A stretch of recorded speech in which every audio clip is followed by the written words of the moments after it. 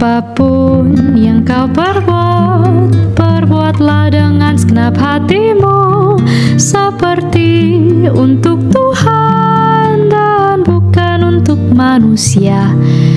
Kerjakan dengan setia apapun yang ia percayakan, mahkota kehidupan ia janjikan,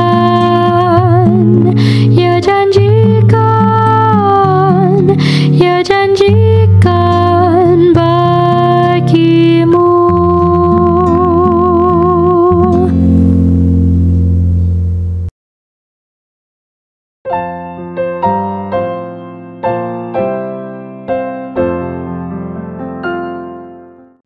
Ya, saudara, saya akan membahas mengenai Albert Bauchmann. Bisa ditampilkan slide-nya.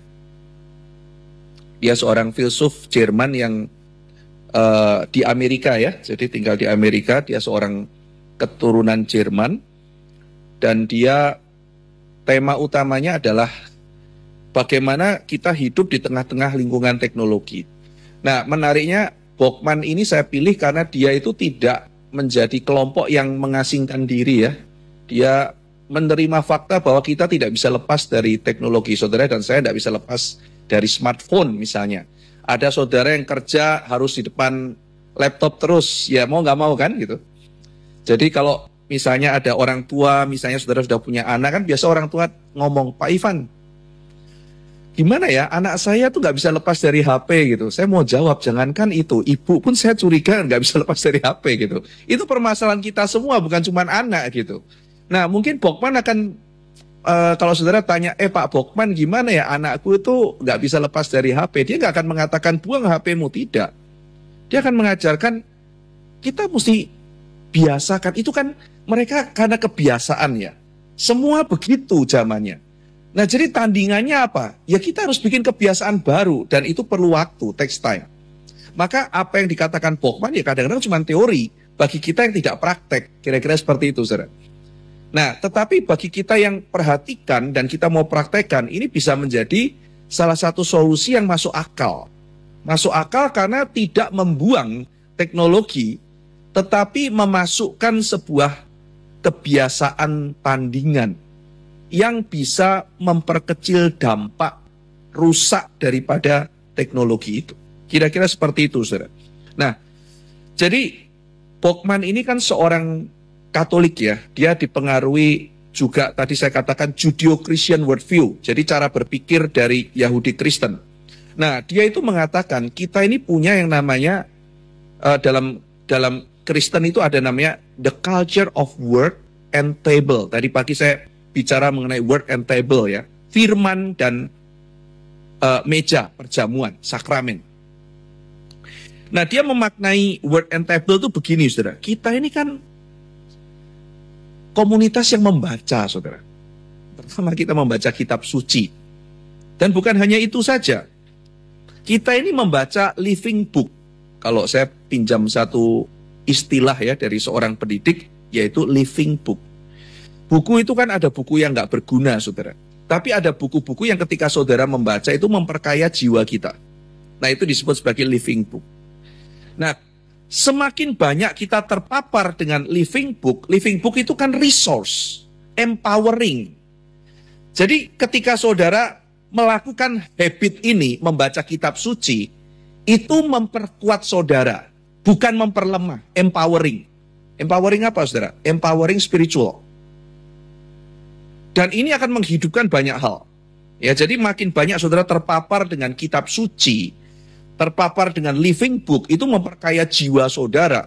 Jadi Anda itu kayak punya resource gitu ya di tengah-tengah kesulitan, itu akan menguatkan saudara. Jadi buku misalnya, The Culture of Word. Tetapi word itu juga bukan cuma buku, saudara. Tetapi misalnya tradisi bercerita. Kita ini kan orang yang kalau ketemu ngobrol. Ya misalnya orang zaman dulu itu, zaman John Wesley dikatakan kalau ketemu ngapain? Wesley itu gitaran, lalu kemudian sharing sama temennya, cerita lelucon. Terus kalau anak-anak saya tuh paling demen tuh ini, saudara. Teka-teki, tebak-tebakan. Ya, jadi kalau sudah diem, itu mereka kerjaannya ternyata kalau sama Google ngapalin tebak-tebakan garing. Nah, jadi ngapalin yang gede, yang kecil semuanya tebak-tebakan. Sampai yang paling kecil 5 tahun, ya sangat garing, tapi ya dia pencoba. Ya, tapi dia seringkali tebak-tebakannya ketebak, gitu kan ya. Buah apa yang bisa terbang? Apa buah terbang? Buah naga, hahaha, gitu. Nah, umur 5 tahun, gitu kan ya. Ya, nanti kakaknya punya tebak-tebakan lagi, yang gede lagi juga punya tebak-tebakan. Jadi atau cerita lucu, dia dengerin cerita lucu, ya kan? Lalu kemudian kemarin dia bilang, "Papa tahu klinik Tongfang gitu." "Hah, kamu tahu dari mana itu?" "Aku dengerin iklannya, Pak," gitu. "Dulu kaki suamiku bau. Setelah ke klinik Tongfang, akhirnya kliniknya yang bau," gitu kan ya. Jadi ya kerjanya gitu, saudara, kalau ketemu lalu cerita. Satu cerita ini, satu nggak mau kalah cerita ini, lalu kehabisan ide, nantinya dia cari, ketemu lagi, ketemu ngobrol. Itu yang dilakukan oleh Charles Wesley, John Wesley, dikatakan ketika mereka ketemu, ngumpul sama keluarga, gitaran, lalu mereka bercerita. Nah, ini namanya the culture of work. Nah, saya bisa bayangkan ya, ini nanti semuanya hilang ketika muncul televisi. Muncul layar, semuanya hilang. Ceritanya udah nggak kayak begitu lagi. Iya kan? Nah, jadi sesuatu the culture of work ini bercerita, lalu kemudian diskusi, ya kan, berdebat, bahkan kalau bapak-bapak ketemu kan itu bapak-bapak di Samarinda, saudara. Kalau habis kebaktian, mereka ada culture of work, saudara. Saya biasa diajak Vikaris William turun kan, ambil makanan di bawah gitu, itu sudah ada meja-meja. Jadi begitu selesai bapak-bapaknya semangat turun ke bawah. Debat politik, saudara. Nggak bisa nih, gini nih, gelap nih. Apalagi dulu saya ke sana pas zaman mau pilpres kan. Oh, ini Prabowo gini, Ganjar gini, wah Anies gini, gelap nih, ini apa segala macam ini, oh, susah nih gini. Rame, saudara, seru gitu. Ya, saya bilang pokoknya jangan berantem ya, Will gitu ya. Enggak berantem, tapi seru aja gitu. Jadi ada kultur yang menarik, saudara ya. Jadi kumpul bersama, ya debat, ya kan. Ya di pusat juga kayak begitu, ya kan. Habis doa pagi, saya diajakin ngumpul sama bapak-bapak. Ayo Pak Ivan, kita ngopi di atas CIT itu ada kafe. Kita ngopi sambil debat gitu ya. Kumpul gitu ya, terus ada yang ini aja, jangan pilih Rano Karno. Nanti ngurus oplet aja dia susah loh, apalagi ngurus Jakarta gitu kan ya. Ya. Lalu mesti pilih siapa? Lu mesti pilih Ridwan Kamil. Loh kenapa Pak? Loh Ridwan Kamil itu arsitek, dia nata Jakarta. Loh gitu kan ya. Jangan gitu, dia itu ngurus ini nggak benar gini-gini. Kamu pilih siapa? Saya pilih Dharma Pangrekun aja deh. Kenapa? Lucu gitu kan ya. Nah, jadi rame, saudara. Nah itulah bercerita, nggak tahu siapa yang benar, tapi itu culture perdebatan, ya diskusi, ya kan, lucu-lucuan, ya kan, dan sebagainya. Nah ini the culture of work dikatakan. Jadi membuat kita terlibat. Waktu kita debat, kita diskusi, orang yang kita ajak ngomong itu hadir di depan kita. Dia hadir gitu. Nah misalnya saudara bisa bayangkan ya, anak saya tuh mau ngelucu garing gitu. Meskipun saya cuman hehehe, paling enggak dia mau saya berespon. Tapi ketika saya melihat handphone, dia cerita, wah dia akan kesel, sir. Jadi culture of work itu menuntut presence. Baik dari orang yang diajak bicara, dan juga pembicaranya, itu dituntut hadir di situ. Main catur misalnya. Kan, anak misalnya udah gerak, Pak ayo Pak langkah Pak, kalau saya ngelamun, nggak balik-balik, ayo Pak jalan ya, saya harus hadir. Saya harus berhadapan dengan dia. Ketika main sambil mulutnya ngeceng-ngeceng gitu ya, kecil gampang, amatir atau, tapi kita hadir, Ustaz. Kita hadir di situ, ya. Nah, lalu kemudian the culture of work ini juga culture reflektif gitu ya. Dengan kata-kata itu kan kita bisa memikirkan, merenungkan diri kita dengan kata-kata, dengan bahasa. Jadi ini kedalaman pemakaian kata bahasa. Saya melakukan apa ya? Saya apa? Itu reflektif. Itu namanya the culture of work. Jadi bukan sekedar saya mengumpulkan informasi, tapi bagaimana saya mencerna informasi itu. Bagaimana saya menggumulkan informasi-informasi yang saya dapat dari membaca itu, saya renungkan.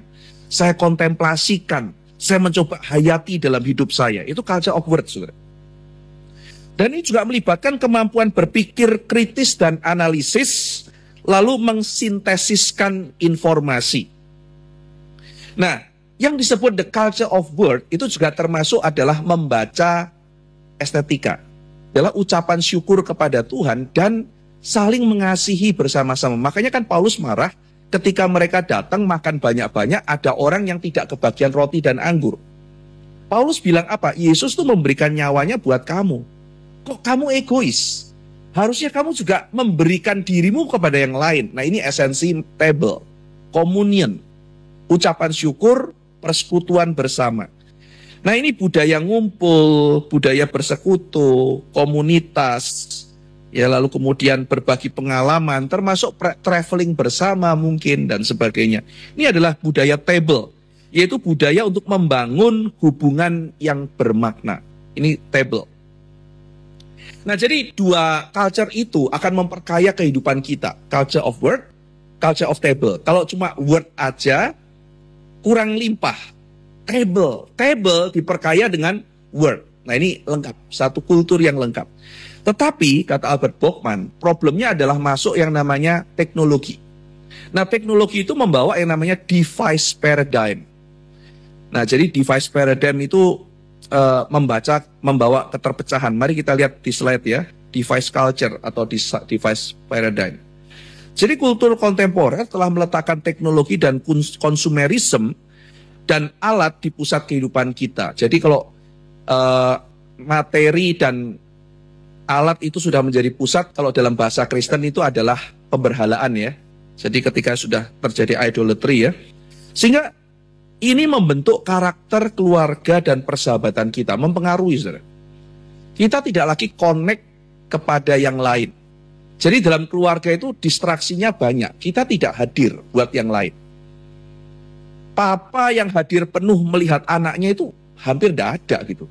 Kenapa? Karena papanya sibuk dengan device, anaknya sibuk dengan device. Jadi device itu menghadirkan pengalaman yang terputus-putus ya. Persahabatan, kita hidup di dalam device culture, di dalam device paradigm. Maka dia menawarkan yang namanya focal living. Kita lihat slide berikutnya. Jadi kita mempunyai namanya focal living. Kata focal itu berasal dari kata fokus dalam bahasa Latin ya. Fokus. Fokus kan pusat ya, titik pusat itu fokus. Nah, dalam bahasa Latin, fokus itu artinya heart. H-E-A-R-T-H. Tungku, heart. Nah, nanti dia plesetin. Heart sama heart. Tungku sama hati. Hati itu pusat, tungku juga pusat. Jadi itu sebabnya sekarang kalau kita dengar kata fokus, fokus itu kan pusat. Karena loh, kenapa kata tungku kok jadi pusat? Ya karena dulu rumah zaman dulu pusatnya itu adalah tungku. Ya, fokusnya itu adalah tungku. Tungku itu pusat dari rumah. Itu nanti Bauchman mengatakan kalau rumah zaman sekarang fokusnya TV. Beli TV yang paling gede, taruh ruang tamu. Taruh di situ, nanti semua kursi, apa segala macam sofa mengikuti arah TV. Jadi TV itu center, fokus dalam family. Tetapi kalau dalam orang zaman dulu tungku. Tungku di tengah atau di pusat rumah, khususnya waktu dingin, keluarga biasa berkumpul bersama di sekeliling tungku untuk menghangatkan diri. Jadi senternya itu tungku, lalu di sekitar itu kerumunan manusia, saudara. Itu rumah zaman dulu.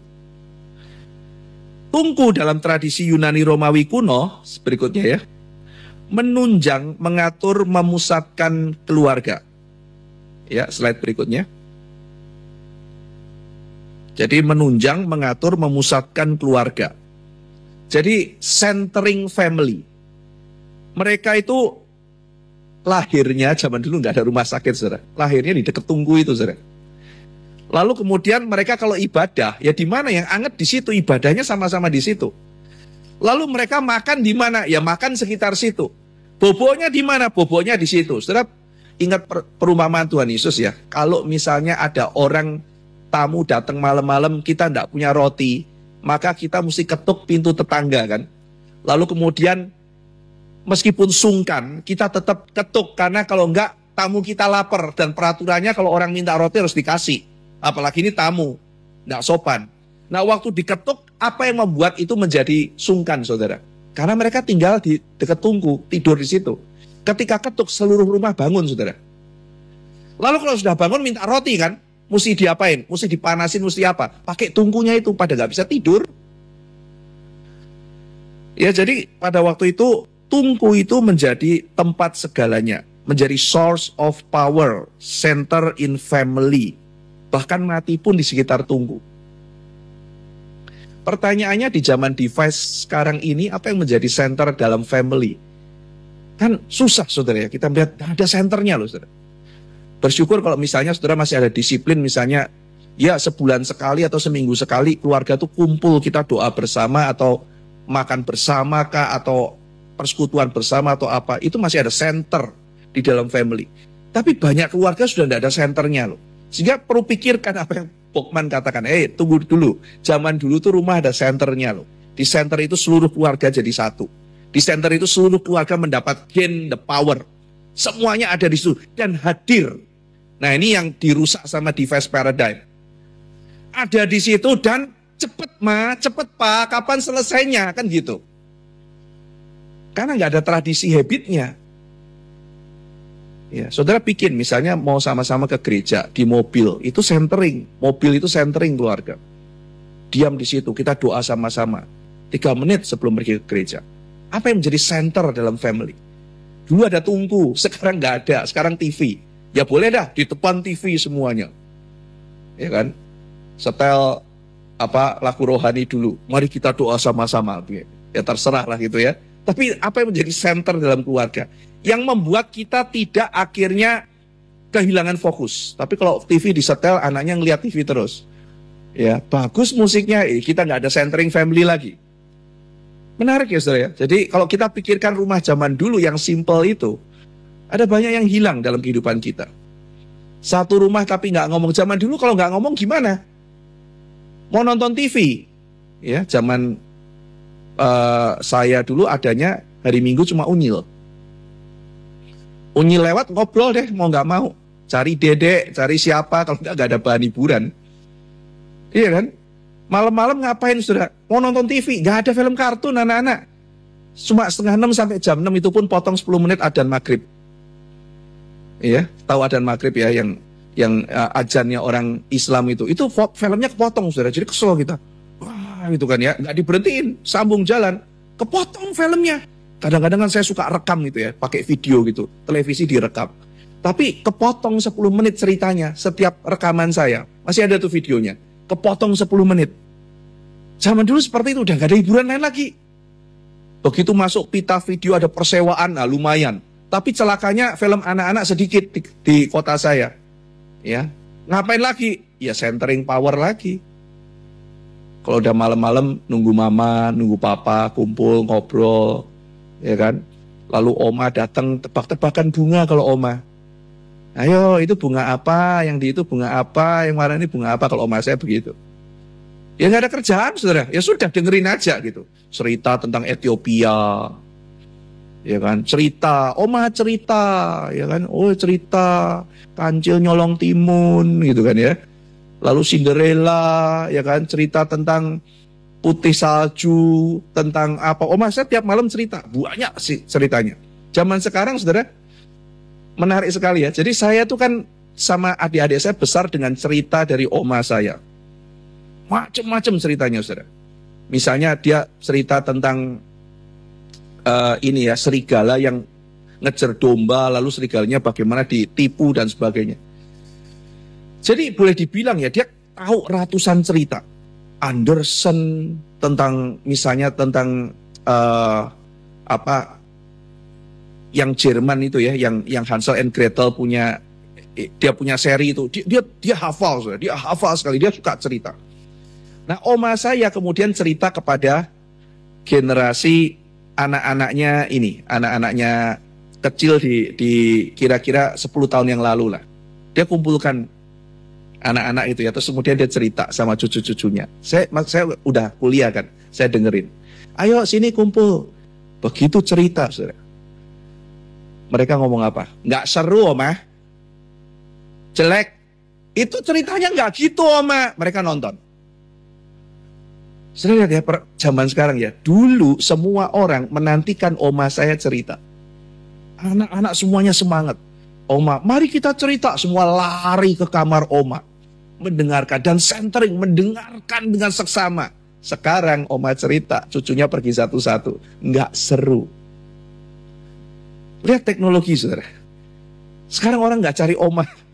Orang cari, mending gua nonton YouTube gitu kan ya. Lebih seru filmnya gitu kan ya. Jadi ada sesuatu yang sudah berubah. Dan ini yang ditangkap dengan jelas oleh Bauchman.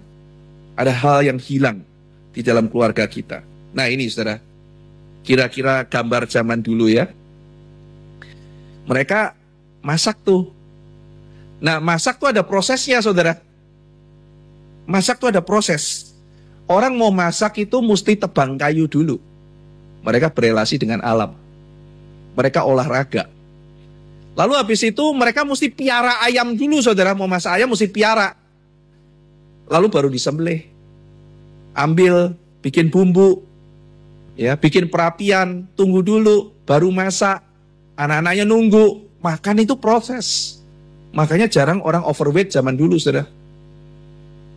Iya kan? Mereka tuh seperti itu. Zaman sekarang saya bilang sama anak-anak saya, ya kan? No GoFood-GoFoodan, no Grab-Graban terlalu sering. Kalian ya zaman sekarang minta apapun, sekarang minta 10 menit minta sudah ada. Mas spaghetti apa? Grab langsung 10 menit 15 menit datang.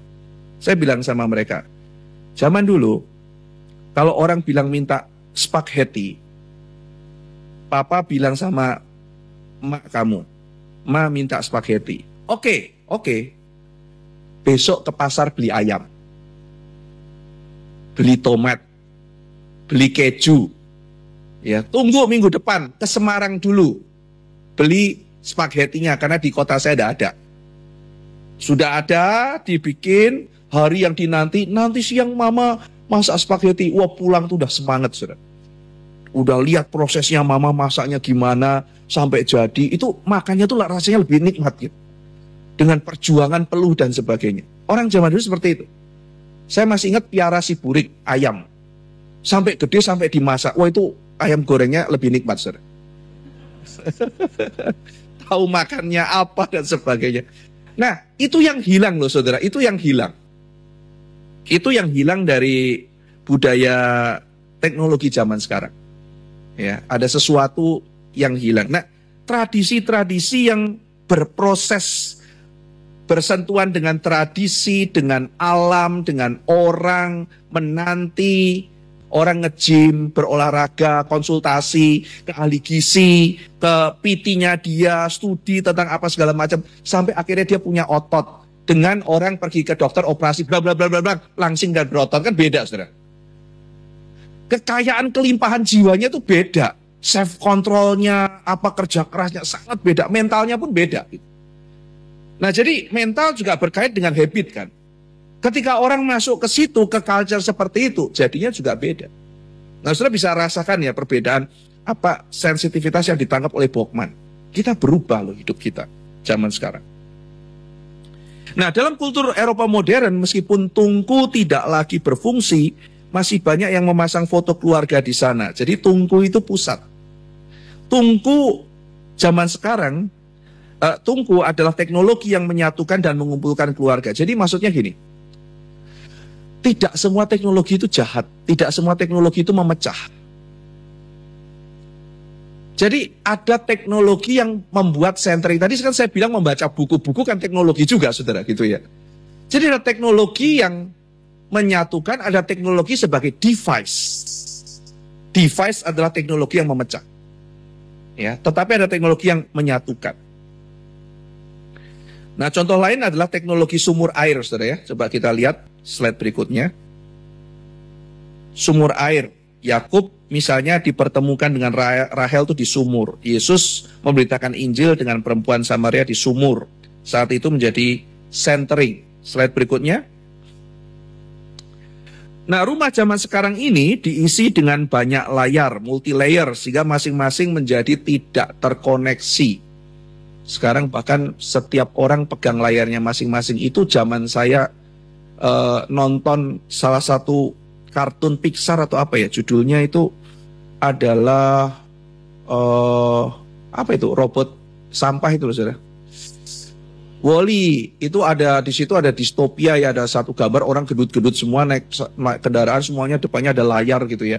Saya tidak menduga terjadi secepat itu ramalan di Wall-E. Iya kan, itu kan yang terjadi, semua orang kemana-mana pergi, di situ digambarkan naik kereta, naik mobil apa semuanya tuh lihat layar. Zaman sekarang kan saudara kemana-mana juga semua orang lihat layar kan gitu. Ya, dan itu terjadi dengan demikian cepatnya, itu sindiran, sehingga akhirnya orang makin lama makin gendut, gak bergerak, lalu kemudian mau ganti baju tinggal tekan tombol, warna bajunya berubah gitu ya. Nanti juga mandi pun nggak perlu tekan tombol, langsung bersih. Lalu nggak perlu makan, tekan tombol langsung kenyang gitu kan ya. Nutrisi terinjeksi mungkin gitu.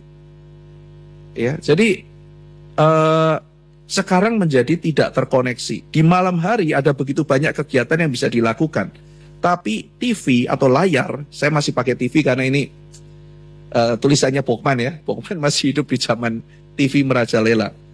TV membuat kebiasaan dalam rumah tangga berubah. Semua kemungkinan langsung dipadatkan dan direduksi menjadi satu, yaitu menonton film. Ya, pilihannya adalah film atau acara apa yang hendak ditonton. Jadi saudara, bagi saya salah satu problem di dalam zaman abad 21 adalah reduksi kenikmatan. Jadi orang kalau mau leisure, mau nikmat, sekarang satu-satunya cara yang paling masuk akal cuma nonton. Nah ini sayangnya di situ. Dan ketika kita mau mencari kesenangan di luar nonton, saudara butuh habituasi. Dan kalau saudara tidak invest kebiasaannya, nggak akan pernah menikmati kesenangan lain di luar nonton. Sekali lagi saudara ya, satu-satunya kesenangan yang paling murah, paling gampang, paling cepat ya nonton. Itu fakta gitu. Jadi kalau sekarang saudara mau kesenangan lain di luar nonton, karena kalau cuma nonton saja kita tereduksi. Jangan salahkan anak-anak kita nantinya kalau dia nggak bisa lepas dari layar. Karena cuma itu yang dia bisa lakukan. Misalnya anak saya ngomong, diomongin mamanya misalnya, kamu itu ya layar terus stop. Jadi aku mesti ngapain ma? Cari kesenanganmu. Aku senang main bola. Mana lapangannya? Mana temennya? Nggak mungkin mama saya teleponin satu-satu. Bill, mau main bola sama Vilo nggak? Ya, mesti izin mamaku. Boleh nggak mama Billy antar Billy ke lapangan bola? Kan nggak bisa begitu, saudara. Aku nggak bisa kalau nggak full tim. Cari, 22 orang gitu ya. Suruh ke lapangan bola. Ya nggak bisa, saudara. Ya, misalnya anak saya yang satu yang perempuan. Ayo ma, kamu jangan tap terus. Oke ma, aku mau balet. Mana pegangannya? Mau di lift mah begitu gitu. Mana kacanya? Aku butuh itu pegangan untuk latihan. Aku mau di mana baletnya? Aku mau latihan. Tempatnya di mana? Ya nggak bisa, saudara. Akhirnya paling cepat apa? Ya nonton. Jadi kalau kita tidak investasi, tidak mau kerja keras di awal untuk melakukan sesuatu, maka kita akan stuck di sana terus. Ini semua cuma teori.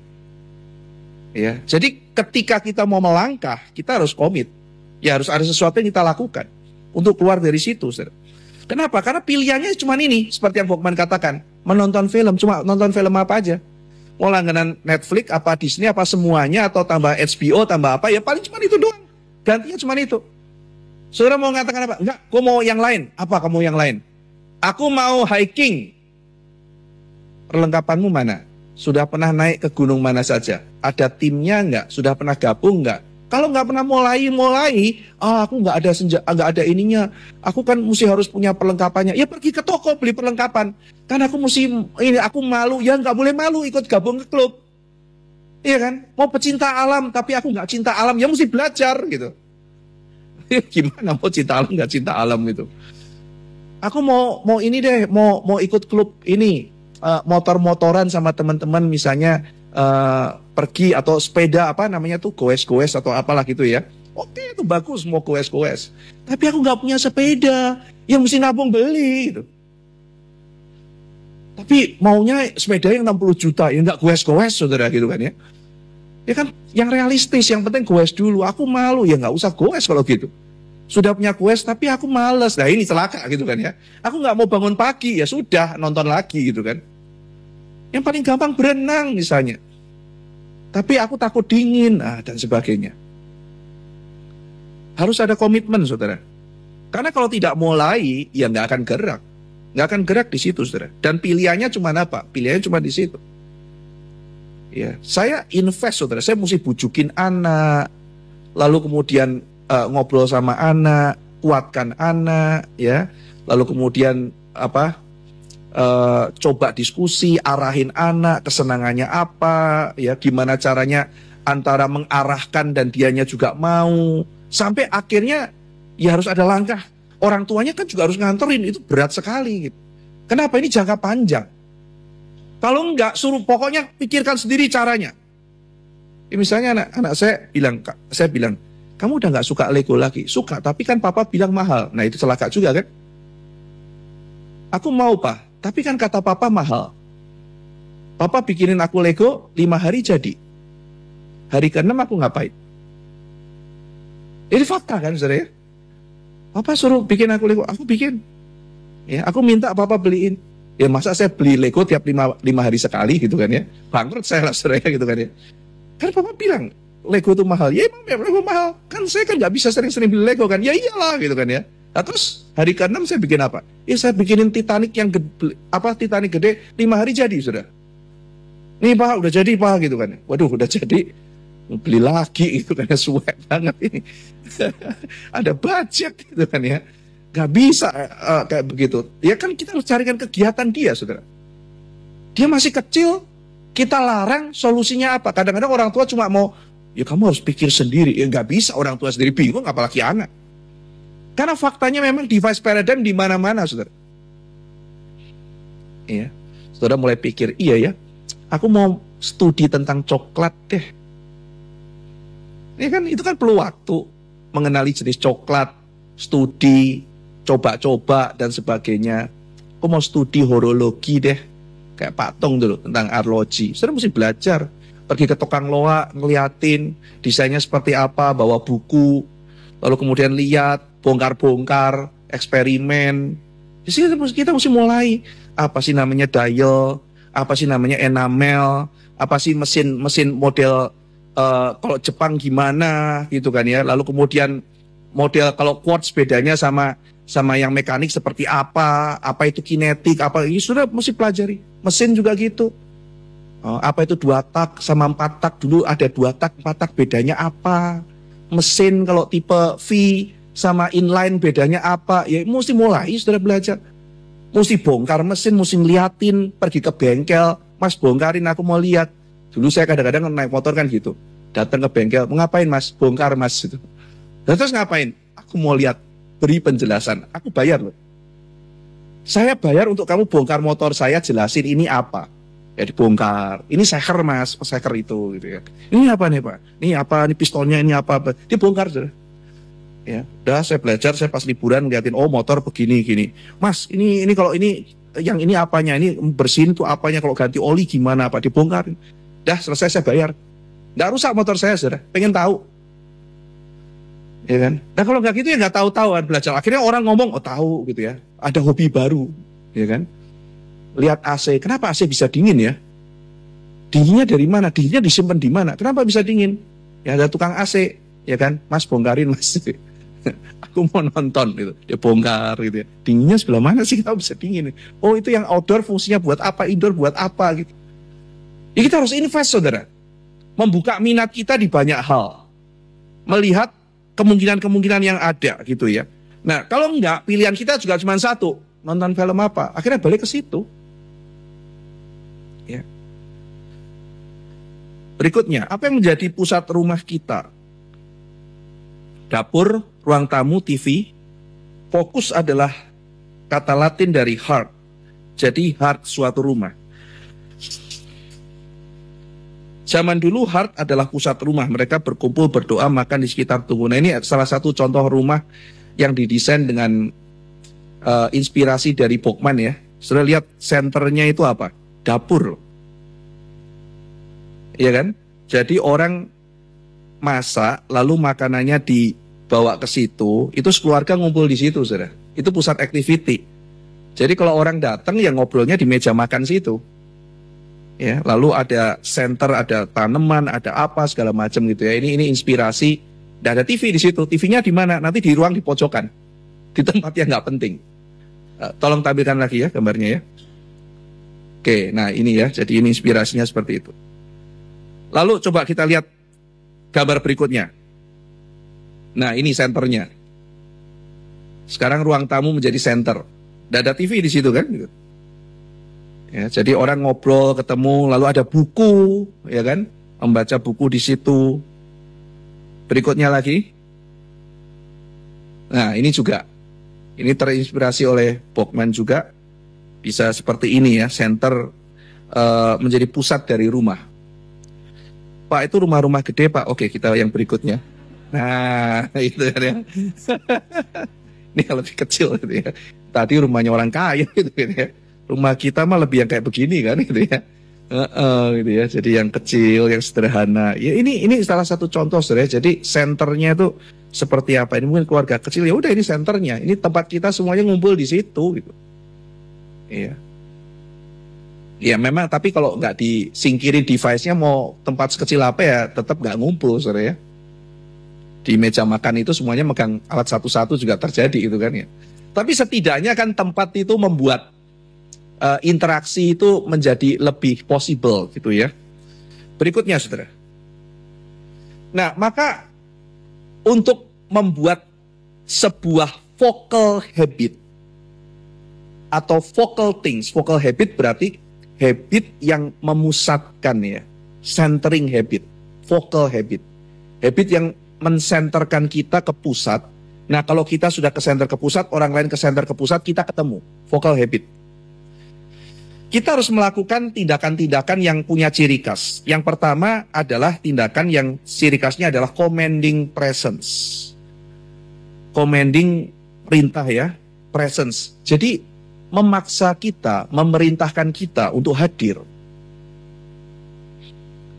Kegiatan-kegiatan yang memaksa kita untuk hadir sepenuhnya. They take energy and effort, make demands on us. Jadi itu membutuhkan usaha, membutuhkan energi, memaksa kita, menuntut kita untuk ada. Jadi disiplin, attention, fokus, dan menumbuhkan karakter. Mereka melampaui kemampuan kita mengontrol dan memanipulasi atau mengkonsumsi. Kalau konsumsi selama saya punya uang saya bisa. Kalau commanding presence, saudara melakukan sesuatu, harus atensi penuh, usaha penuh, berjuang, belum tentu bisa. Contohnya main piano sama beli piano.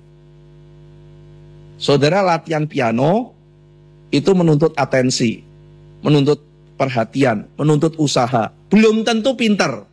Beli piano asal punya uang bisa, saudara. Mau saya yang beli, mau saudara, pokoknya selama uangnya cukup ya kita bisa beli piano. Tapi saya sama saudara latihan piano, hasilnya bisa beda, nggak ada yang bisa tepat. Yang paling lucu adalah kalau saya itu nantang orang main catur, saudara. Saya paling seneng lihat tampangnya. Iya kan? Saya ketemu sama anak kelas 5 SD yang jago main catur, saudara. Ayo main catur sama Pak Ivan. Dia ketakutan, saudara. Pak Ivan ngajak main catur gitu kan ya. Duduk sini, anak SKC, kan ya. Wah dia duduk, saudara. Wah dia mulai ketakutan gitu ya. Ayo, satu babak aja ya Pak ya. Iya satu babak aja. Ya. Terus main sama saya udah tampangnya kan yakin gitu kan. Ayo coba, yuk kamu putih atau apa terserah kamu. Iya Pak.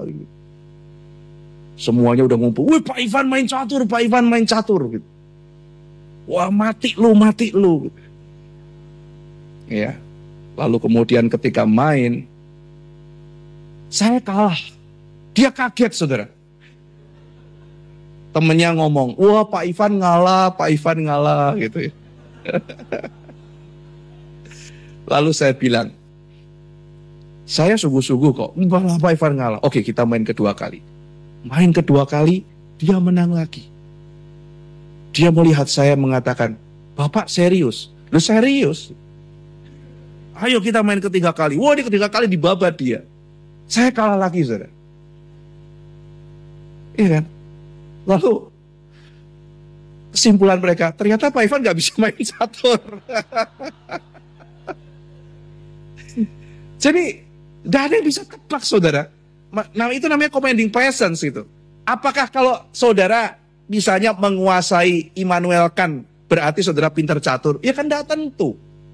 Dan itu yang saya ajarin sama anak-anak. Kamu tuh anak pintar main catur. Kamu main catur dari umur berapa? Dari umur 3, Pak. Ya itu gitu. Kamu memang hebat gitu. Kan Pak Ivan itu kalau ngadepin yang noob aja lumayan gitu. Dan kamu itu pintar loh. Kamu jangan remehkan diri kamu. Kelas 5 SD bisa kalahin saya. Berarti gurumu juga oke. Gurumu hebat. Bisa latih kamu mengalahkan orang yang lebih dewasa. Nah di situ saudara, apakah berarti nanti kelas 5 yang lain tanding sama saya, pasti saya kalah? Belum tentu. Itu namanya commanding presence. Jadi saudara itu ada kegiatan-kegiatan yang gak cuma beli. Saudara tuh ada acting sesuatu. Saudara dituntut konsentrasinya. Dan itu ada meaningnya. Dan itu berguna. Baik bagi karakter saudara maupun skill saudara. Anda maju. Makin banyak commanding presence yang saudara lakukan, makin diri saudara sebagai manusia itu berkembang sebetulnya. Nah, celakanya device paradigm membuat manusia jadi reduktif. Bayangkan orang zaman dulu, saudara. Pengen belajar ini, bisa itu, apa segala macam. Itu kan kemanusiaannya itu berkembang gitu. Iya kan? Tapi kalau zaman sekarang nggak bisa. Cewek-cewek zaman dulu misalnya, masa ini, masa itu. Ya, nenek saya belajar bikin bonsai. Ya kan? Dia belajar bikin bonsai bentuk-bentuk. Mama saya belajar origami, belajar kristik, lalu kemudian belajar sulam, belajar jahit. Itu oma saya juga bisa jahit sendiri. Kaos kaki saya yang bolong-bolong dijahitnya sama oma ditambal. Saya masih ngalamin tuh zaman dulu ya. Kaos kaki tambal gini. Sekarang saya hampir gak. Saya pengen bikin gitu lagi, keren gitu. Kaos kakinya ada tambalan begitu kan ya. Sangat eksotik menurut saya gitu kan ya. Zaman dulu begitu disulam sama oma saya ya tambalan. Sekarang kan beli lagi gitu. Zaman dulu gak seperti itu. Mereka semua bisa jahit. Saya diajarin yang tusuk pakai benang yang ditarik terus disikap itu. Mama saya ajarin itu. Terus mama saya ajarin, ini namanya ikebana, Ivan. Ikebana itu seni merangkai bunga. Saya diajarin bikin kue tar. Ivan, kamu kan kreatif, suka desain.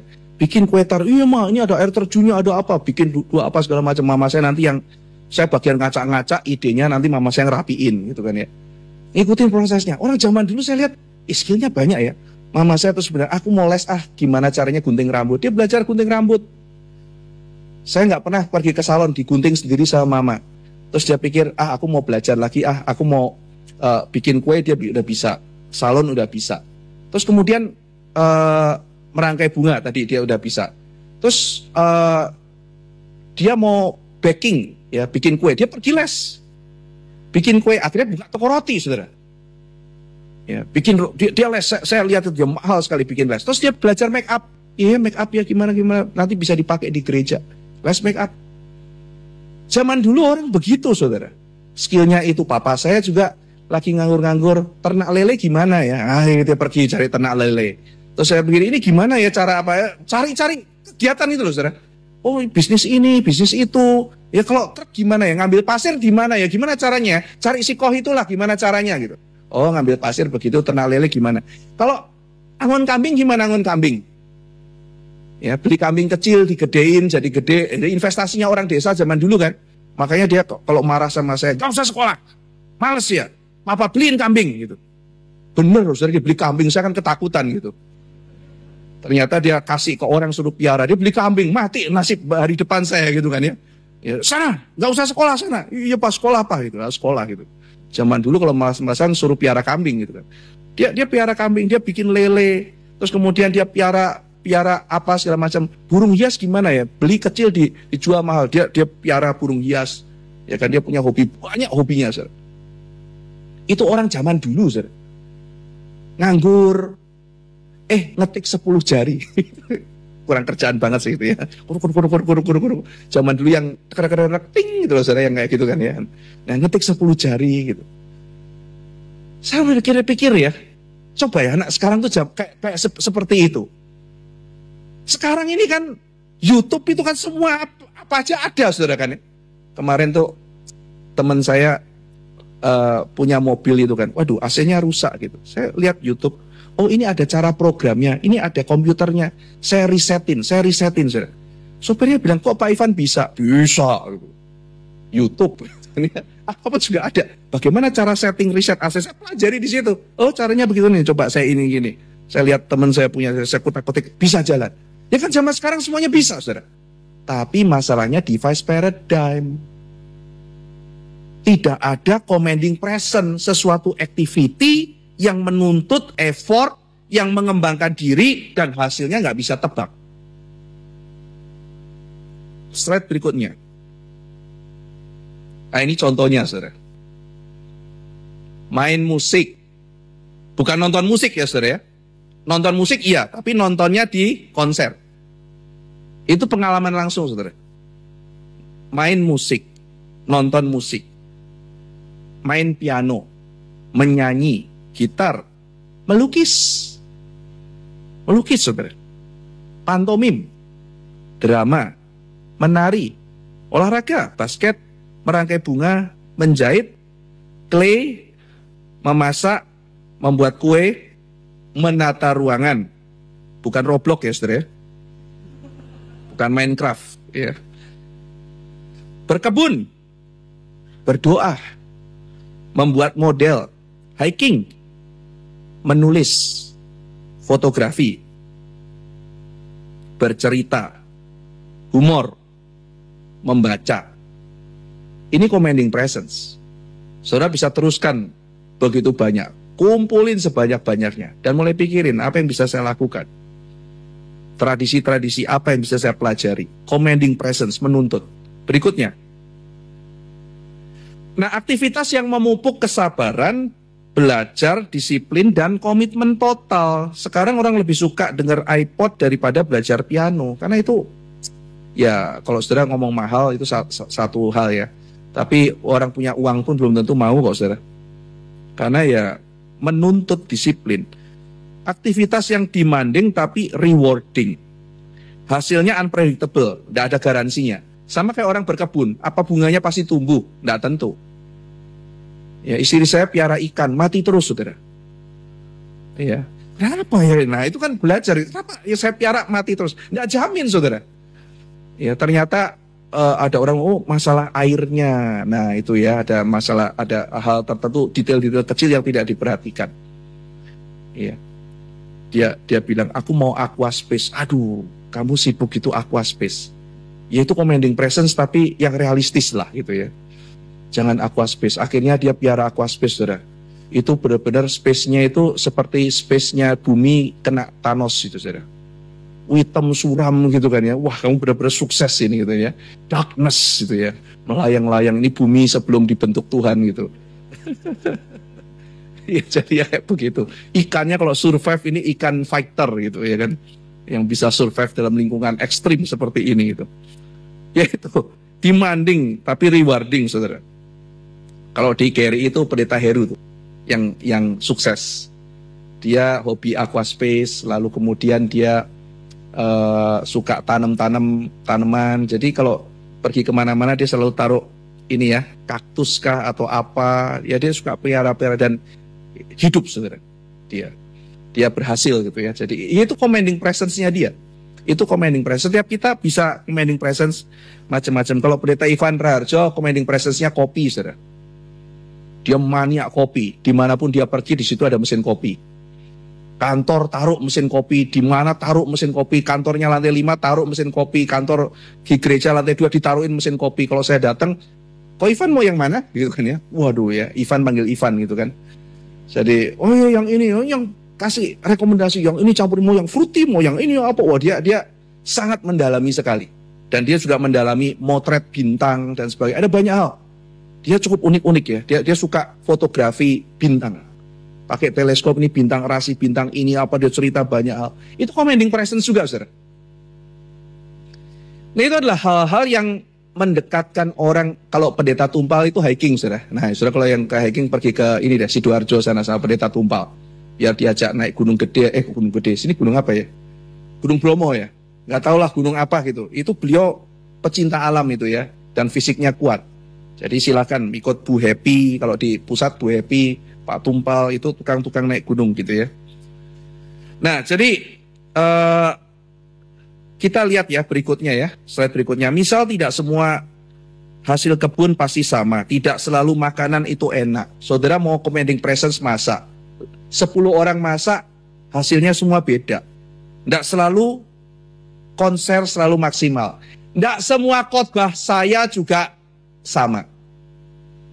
Iya kan? Kadang ada, ini sangat inspiratif, kadang biasa aja. Kadang di bawah standar. Kenapa? Karena commanding presence, saudara. Gak ada standarnya gitu.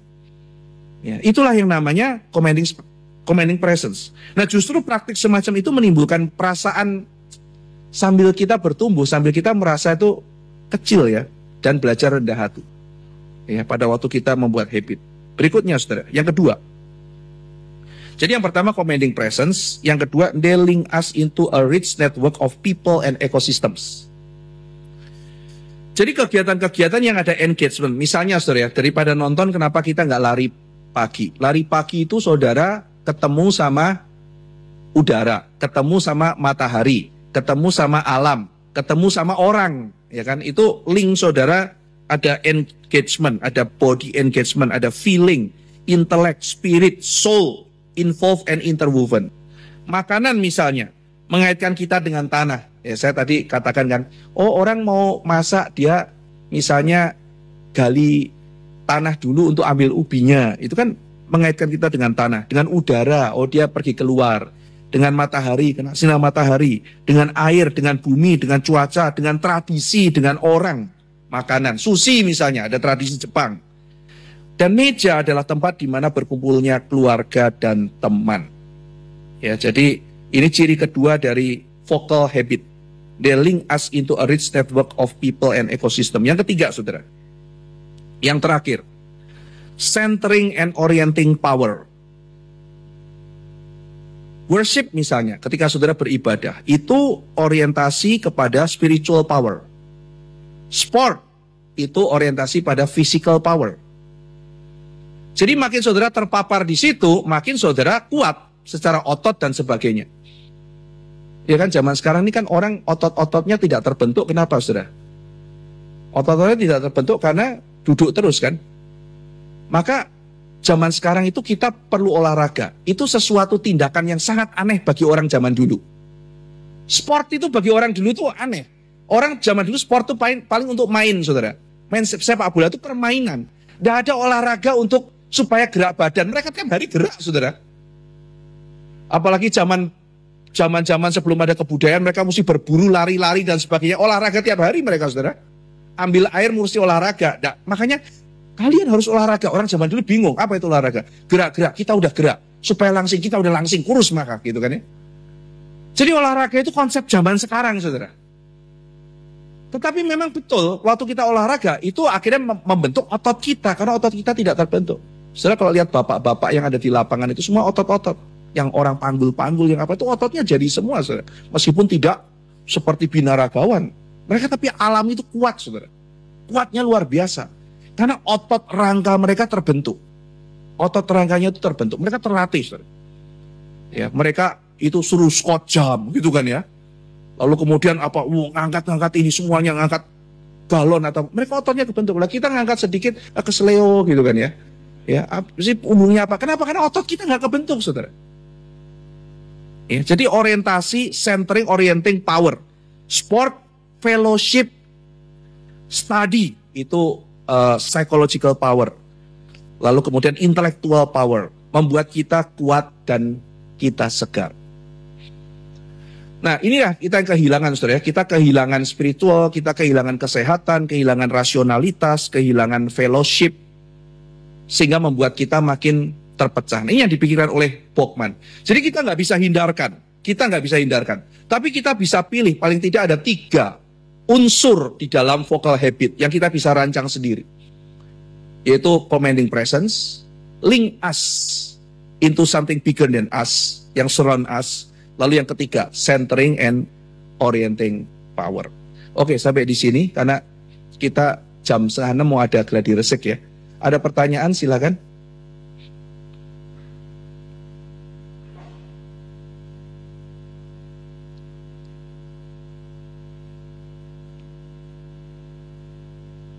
Pak, tanya apa teknologi bisa menggantikan Tuhan, Pak? Itu aja. Kenapa? Teknologi bisa menggantikan Tuhan. Pasti nggak bisa. Cuma faktanya teknologi mau dijadikan Tuhan. Itu idolatry kan ya. Jadi teknologi pasti tidak mungkin menggantikan Tuhan. Misalnya masalah keselamatan kan nggak mungkin diselamatkan karena teknologi. Tetapi faktanya adalah manusia itu selalu mau memberhalakan apa yang diciptakan oleh dia. Mencari keselamatan melalui apa yang diciptakan. Maka Adam, mereka menciptakan baju teknologi ya untuk lari dari Tuhan. Orang di Menara Babel menciptakan tower sampai ke langit, teknologi untuk membawa keselamatan mereka, untuk menjadikan penyembahan bagi mereka. Nah, jadi manusia memberhalakan ciptaan mereka sendiri. Tetapi Tuhan yang sejati akhirnya menyadarkan manusia, memberikan penghukuman di Babel untuk mengingatkan bahwa teknologi tidak bisa menggantikan Tuhan. Ya, kira-kira seperti itu. Ada lagi? Ya, silakan.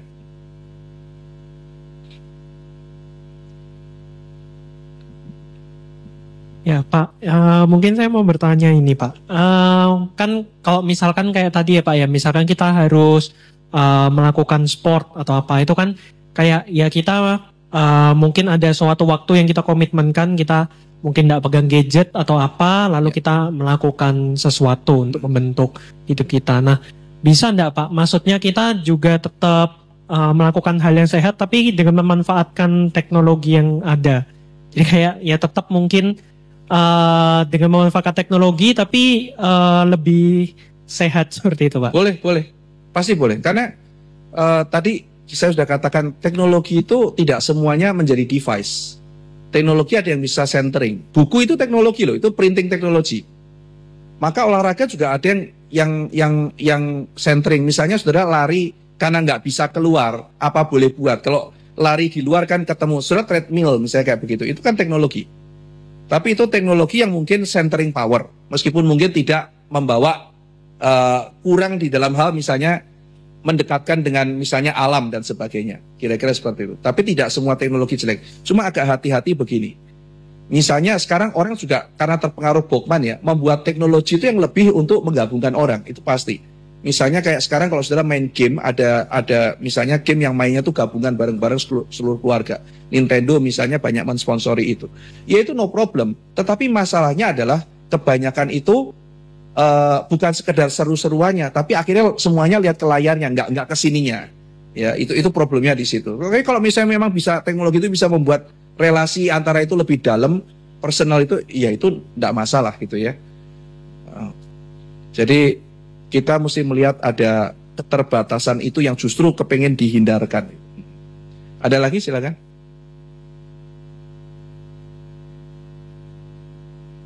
Ya. Mau nanya, kalau di Australia kan sudah sempat sosial media untuk anak-anak itu dibatasi ya. Nah, apakah efeknya itu sangat berpengaruh gitu sosial media di kalangan anak-anak itu ya? Kan sekarang soalnya anak kecil, anak remaja sudah punya sosial media semua itu. Iya, iya pasti. Itu kalau nggak salah dibatasi itu punya akun fake account dan sebagainya ya untuk usia-usia tertentu itu mungkin untuk bikin akun ada batasan usianya, tapi itu kan kadang-kadang bisa nggak tahu bisa dipalsu apa enggak gitu ya. Tapi ada baiknya ya, karena kadang-kadang kita kan belum bisa menanamkan dalam aturan digital literacy itu menjadi digital citizenship itu kan salah satunya accountability ya. Itu kan mereka belum bisa punya itu. Jadi saudara kalau mempelajari sebagai digital citizen itu nanti ada namanya digital literacy, salah satunya itu adalah etika digital, termasuk akuntabilitas. Kita seringkali bikin fake account kan, lalu kemudian kita nulis apa yang di fake account sama yang asli itu berbeda. Nah itu latihan, cara berlatih untuk menjadi munafik ya. kita sama yang kita omongkan itu menjadi berbeda, itu sangat berbahaya bagi kerohanian kita ya. Kita menjadi orang yang dualis. Kita merasa tidak bertanggung jawab dengan perkataan kita. Maka orang netizen di Indonesia kan ngomongnya sepedes sambal gitu kan ya. Karena sepedes sambelnya gitu ya. Sambal kita kan termasuk pedes. Ya karena ini saudara, karena kita tidak bertanggung jawab dengan perkataan kita, anonim gitu. Kadang-kadang sering seperti itu. Makin anonim makin berani. Tapi kalau misalnya bertanggung jawab dan ada alamatnya di mana, kan mikir-mikir mau ngomong saudara, mau komentar, ya. Misalnya Bobi Sulistyo atau Bobi Hermawan atau Bobi Kristiono atau nama saya atau siapalah gitu ya. Alamat di sini, ya kan? Orang kalau mau ngomong juga, wah dicari orang gitu ya. Itu akuntabilitas itu. Ya, jadi akuntabilitas itu yang perlu kita jaga. Nah, berikutnya kalau anak itu bikin fake account, lalu kemudian dia ngomong sana sini, itu pelatihan yang buruk buat dia, lalu kemudian dia juga masuk ke situs apa, kita juga nggak tahu, ya kan? Apalagi situs cuci otak dan sebagainya, itu banyak terjadi. Baik, ada lagi terakhir mungkin? Ya, silakan Bu. Mau memastikan Pak, jadi untuk yang commanding presence itu, kira-kira untuk gereja, kontribusinya di mana untuk bisa membangun itu? Apakah sekedar membuat misalnya seminar-seminar atau kemudian bikin kegiatan-kegiatan khotbah yang hanya tadi mungkin bentuknya jadi pasif ya, mendengarkan saja gitu, atau seperti apa Pak? Nah itu di bawah ada meja itu. Iya kan? Kita biasanya habis itu kan suruh turun ke bawah, itu kan table. Iya kan? Ketemu sama orang, ya harap bisa ngobrol. Ya, lalu kemudian ini bikin seminar ini kan semua bareng-bareng ke sana. Ada yang ngangkat meja, ada apa. Itu kan orienting power untuk spiritual. Ya kan? Lalu kemudian misalnya nanti retreat itu kan juga ada community, lalu kemudian itu centering juga. Gitu ya. Nah, gereja mungkin tidak bisa melakukan les piano gitu kan ya, karena itu masing-masing pribadi gitu ya. Tapi kita mungkin bisa bikin ensemble di mana kita sama-sama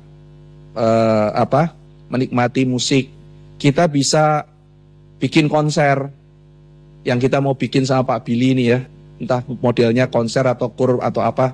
Tapi di situ kita live, bukan cuma sekedar iPod. Kok iPod, aduh zaman saya banget sih gitu ya.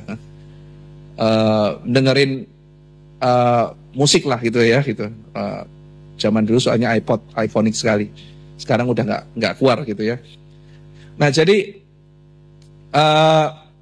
bikin konser, kalau di pusat tuh ada misalnya Sofilia, ya kan. Lalu kemudian mungkin pemuda-pemudanya punya klub tidak resmi, ya kan.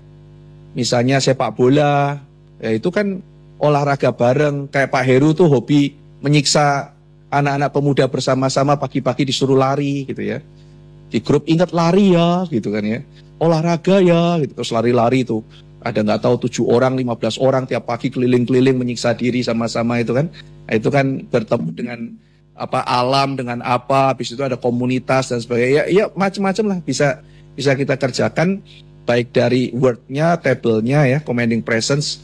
Banyak yang gereja bisa kerjakan. Justru gereja seharusnya menjadi community yang anti ini ya, anti device paradigm, paling tidak begitu.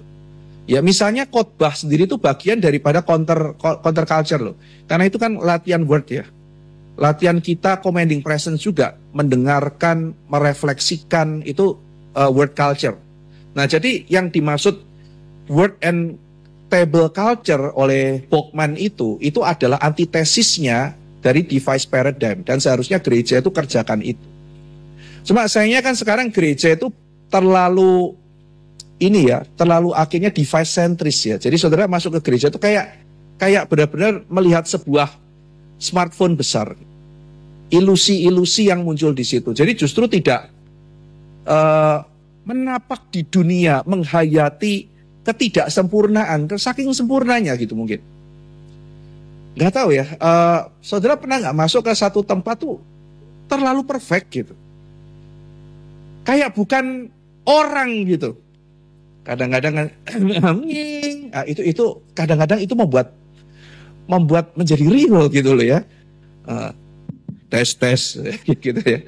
Tapi terlalu profesional sampai nggak tahu ya, kayak benar-benar sebuah settingan sebuah acara gitu. Tapi kadang-kadang di gereja kita tidak menjumpai itu. Kita menjumpai teman-teman kita yang main piano kadang ada salahnya. Orang yang lagi serius tiba-tiba liturgisnya kertasnya melayang terbang kena angin. Terus dia begini-begini. Pendeta yang sudah siap diri ini tiba-tiba turun ke bawah karena catatannya ketinggalan gitu ya. Kadang-kadang kita pikir inilah hidup gitu ya. Tidak bisa ditebak gitu kan. Ya kira-kira seperti itu ya. Itu gereja harusnya menjadi tempat untuk menjadi counter culture semacam itu, dan kita justru menikmati kultur semacam ini, sehingga kebaktian itu bukan seolah-olah seperti siaran televisi yang bisa meng-cut semua yang tidak sempurna. Kadang-kadang jadinya bisa seperti itu. Kristuslah Raja atas segala raja, Kristuslah Tuhan atas segala tuan, rajakanlah